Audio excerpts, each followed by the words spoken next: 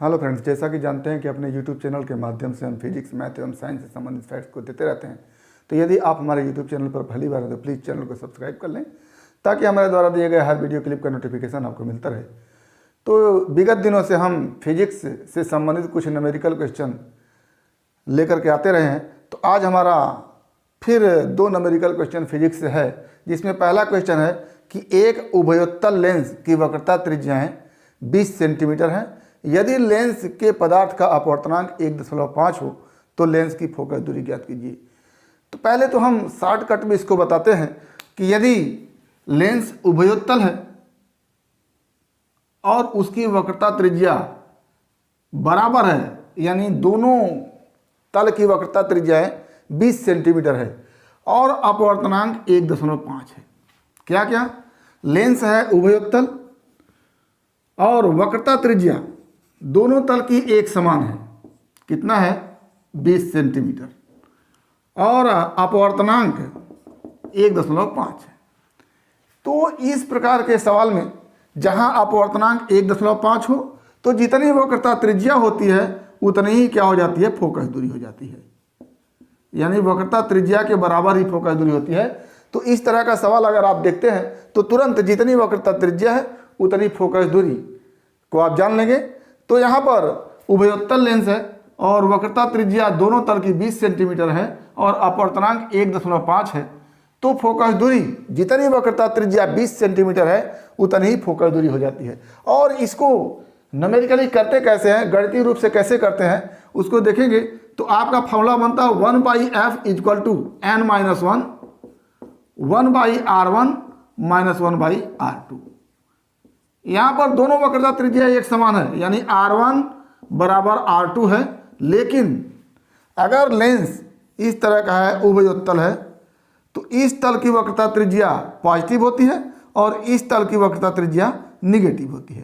तो इसको ध्यान देना है आपको कि पहला तल ये वाला है तो इसकी वक्रता त्रिज्या को हम पॉजिटिव लिखेंगे और दूसरा तल ये वाला है तो इसकी वक्रता त्रिज्या को निगेटिव लिखेंगे। तो इस फार्मूले में हम रख देते हैं मान को 1/f = n का मान है 1.5, अपवर्तनांक जिसको आप कहते हैं -1 और 1/20 पॉजिटिव में और -1/-20 ये निगेटिव में होगा। तो यहाँ से क्या बन के आएगा हमारे पास 1/f = 0.5 गुणे 1/20 + 1/20 और इसको आप हल करेंगे तो हो जाएगा 0.5 गुणे 1/20 और 1/20 जोड़ेंगे 1/10 हो जाएगा और फिर यहाँ से हो जाएगा 0.5/10 या इसको लिखेंगे 1/20। तो यहाँ से 1/f = क्या हो गया? 1/f = 1/20। इसका मतलब f = क्या हो गया? 20 हो गया। तो हमने पहले ही बताया था कि वक्रता त्रिज्या जितनी है उतनी ही फोकस दूरी होगी। यानी यदि 20 सेंटीमीटर वक्रता त्रिज्या है तो फोकस दूरी 20 सेंटीमीटर होगी। लेकिन कब? जब अपवर्तनांक 1.5 हो और लेंस उभयोत्तल लेंस हो और वक्रता त्रिज्या एक समान हो। तो इसको बिना हल किए ही आप बता सकते हैं कि यदि वक्रता त्रिज्या 20 सेंटीमीटर है तो फोकस दूरी भी 20 सेंटीमीटर होगी। आइए अब दूसरा सवाल देखते हैं। दूसरा सवाल है कि एक आयताकार लूप जिसकी भुजाएं 25 सेंटीमीटर और 10 सेंटीमीटर है में 1.5 एम्पियर की धारा प्रवाहित हो रही है। इसे इस प्रकार रखा जाता है कि इसकी बड़ी भुजा 2 सेंटीमीटर दूरी पर रखे एक लंबे रिजरेखीय धारावाही चालक जिसमें 25 एम्पियर की धारा प्रवाहित हो रही है के समानांतर है। इसमें निकालना है इस लूप के प्रत्येक भुजा पर बल और दूसरा निकालना है इस लूप पर कुल बल। तो यहाँ पर जैसा कि सवाल में बताया गया है कि एक आयताकार लूप है, ये इसको हम ABCD लिख दे रहे हैं और इसकी भुजा AB 10 सेंटीमीटर और BC 25 सेंटीमीटर, या कह लें कि इसकी चौड़ाई 10 सेंटीमीटर और लंबाई 25 सेंटीमीटर है। इस लूप से 2 सेंटीमीटर की दूरी पर एक लंबा रिजुरेखीय धारावाही चालक तार है। इसमें 25 एम्पियर की धारा बह रही है और इस लूप में 1.5 एम्पियर की धारा बह रही है। तो आपको ज्ञात करना है कि इस लूप की भुजा पर कितने बल लगेंगे और दूसरा ज्ञात करना है कि इस पूरे लूप पर कितना बल लगेगा। तो अगर देखा जाए तो ये एक धारावाही लूप है और इसके बगल में एक धारावाही चालक तार है। तो इस धारावाही चालक तार के समानांतर भुजा AD और समानांतर भुजा BC। तो पहले हम AD पर लगने वाले बल को निकालेंगे। तो ये तार जो लंबा रिजी रखी है और ये भुजा AD, ये भी एक धारावाही चालक तार हो गया। दोनों क्या हैं? समानांतर हैं। और हम जानते हैं कि दो समानांतर धारावाही चालकों के बीच जो बल होता है उसके लिए एक फार्मूला होता है। वो क्या होता है? μ0/2π into I1 into I2 into L/R। L क्या है? इस भुजा पर बल लग रहा है और इसी भुजा की लंबाई L है। I1 और I2 इस तार में और इस तार में धारा है, और R क्या है? इन दोनों तार के बीच की दूरी है। तो यहाँ से हम निकालेंगे, ये हम F1 मान लेते हैं। किस भुजा पर बल लग रहा है? AD पर। तो क्या लिखेंगे? भुजा AD पर लगने वाला बल, और इस बल को हम F1 लिख रहे हैं। तो क्या हो जाएगा यहाँ से? μ0/2π को लिखते हैं 2 × 10⁻7। μ0/4π होता है 10⁻7 और μ0/2π हो जाएगा 2 × 10⁻7 इंटू I1 का मान है 25 एम्पियर और I2 का मान है 1.5 एम्पियर। और इस भुजा पर लगने वाले बल को देख रहे हैं तो AD की लंबाई देखेंगे, और इस AD की लंबाई है 25 सेंटीमीटर, जिसको हम लिख सकते हैं 25/100 मीटर। सेंटीमीटर को हम मीटर बताएंगे बटा R, और R का मान है यहाँ से यहाँ के बीच की दूरी, यह है 2 सेंटीमीटर। तो इसको हम लिखेंगे 2/100 मीटर। ये हमारा F1 का मान होगा। तो यहाँ से हो जाएगा F1 = ये 100 ऊपर जाके गुणा करेगा और ये 100 से कटेगा। क्या हो जाएगा यहाँ से? 2 × 10⁻7 गुणे 25 गुणे 1.5 गुणे 25 बटा 2। 2 से कैंसिल होगा, और ये हो जाएगा हमारा 625 गुणे 1.5 गुणे 10⁻7, और यहाँ से हो जाएगा 6.25 गुणे 1.5 गुणे 10⁻5, और 1.5 से गुणा करें, ये हो गया 9.375 गुणे 10⁻5, और इसको हम लिख सकते हैं 0.9375 गुणे 10⁻4 न्यूटन। ये F1 का मान हुआ। यानी इस AD पर लगने वाला बल क्या हो गया? 0.9375 × 10⁻4 न्यूटन। अब BC पर लगने वाले बल को निकालते हैं। क्या लिखेंगे?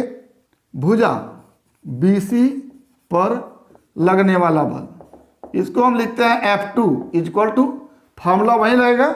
ये एक धारावाही चालक तार है और ये एक धारावाही चालक तार है।